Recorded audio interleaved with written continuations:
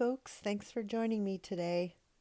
This is the February stone that I'm painting in my monthly series of the soul symbols. And February is a phoenix. And I've been so excited to do this one because I absolutely love phoenix. They're just amazing creatures. The phoenix comes from Greek mythology, and it is considered an immortal bird that regenerates or gets reborn after each life cycle. So basically, what happens is it lives its life, bursts into flames, and from the ashes is reborn again. I just love the idea or the concept of getting new life from something that was old or having a second chance. I love the representation of a phoenix, and they're absolutely beautiful. So it was just very thrilling for me to be able to do this one.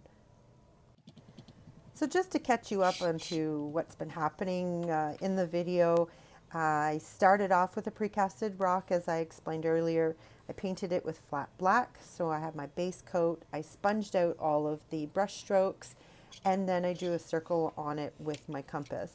The nice thing with the Happy Dotting Company precasted stones is they have a tiny little bump in the center, so you don't have to do any measuring to try to find the center. It's already done for you. So I use that as my point for the compass, and then I measure out how wide I want my circle, and I just draw it on with a General's charcoal pencil. I use that because it's easy to erase and it doesn't leave anything behind, so it almost looks like you did it all freehand. So then I wanted to make it like a jewel color. So the color for the birthstone of February is amethyst. So I used white and some violet pansy, I think was the color I used. I used those together to make a gradation from light to dark out to the edge of the circle. So from the center was very light, moving my way out to the edge of the circle so that it was the pure color. Then I grabbed my General's charcoal pencil again and I sketched out the phoenix on how I wanted it positioned on the rock. I drew it on, erased it a couple of times, drew it again until I was happy with the position. And that's the nice thing about the General charcoal pencil. It's very easy to erase. You can use an eraser or just a damp cloth and it comes right off and you can start like it's a brand new canvas. Now I'm outlining the design in the flat black. That's the same color that I used as the base coat to begin with on the stone. The reason why I'm doing this is because I really want the design to be separated from the stone color from behind it. I want it to have the appearance that they're actually two different things on the same stone. So easiest for me was to outline the whole thing in black. I'm using one of my makeup applicator brushes that I got off of Amazon. I've left a link in the description below where you can get your own. I think they come in a pack of 100 and they're disposable. So I've been able to use them 3 or 4 times before I find the bristles start to split apart and I have to move on to the next one. But they're fairly inexpensive, and really when you're getting 100 of them in a package and you're getting 3 or 4 uses out of them, I think it's a pretty good deal. If you like this video, press that thumbs up to give me a like. If you really like it and you want to see more, press the subscribe button and make sure you press that bell so that you get notifications every time I post something. I try to do it every Friday so that you've got new content at least once a week. I'm just finishing up filling in all of the design with the flat black paint. And I've left a little part in the wing because I really liked the design that I created and I didn't want to lose it by filling it in with black. So I will be filling it in later, but I really wanted to keep that design because it flowed so nicely in the wing. Now I'm coloring in or painting the inside of the design. So what I'm using is some apple red paint and I'm just inside the black design. So that way it gives the look that I've outlined it, but I don't have to go back later and outline it. It's already done for me. So I'm just filling in on the inside of the design. And this way I can get the definitions of the feathers and have everything look so sharp and clean. And I don't have to worry about going back to fidget around with trying to get the outside line done just perfect because it's already done for me.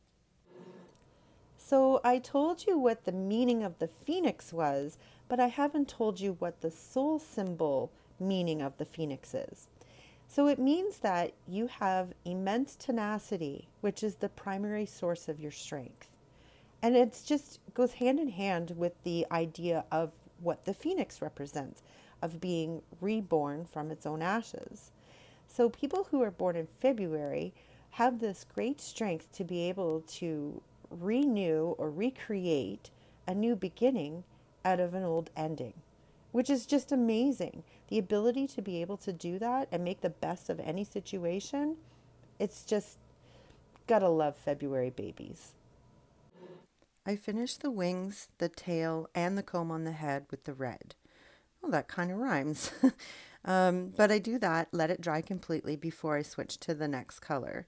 So now you see that I'm filling in the design that I left open in the wing with orange. It's actually called Tangerine.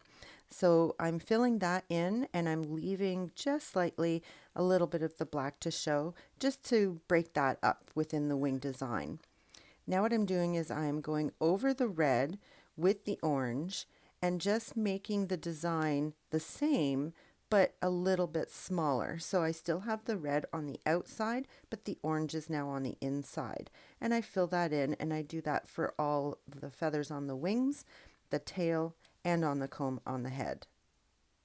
My goal here is to have the wings and the tail and the comb on the head to resemble fire. And as you can see, now that I've done a lot more of the orange, you can really see that definition of the black to the red to the orange. And it looks really, really good. And I can't wait to show you what it looks like with the yellow. It just really looks like the fire. I captured the resemblance that I wanted to with this phoenix, and I'm very proud of it. I'm just finishing up making sure that all of the lines are sharp and straight and keep within the design that I have, and just doing some final touches. I wait for it to completely dry and then I add the yellow. This is when it really pops. So the yellow that I'm using is school bus yellow. It's the brightest yellow that I have, and I absolutely adore how well it stands out and keeps its brightness when it dries.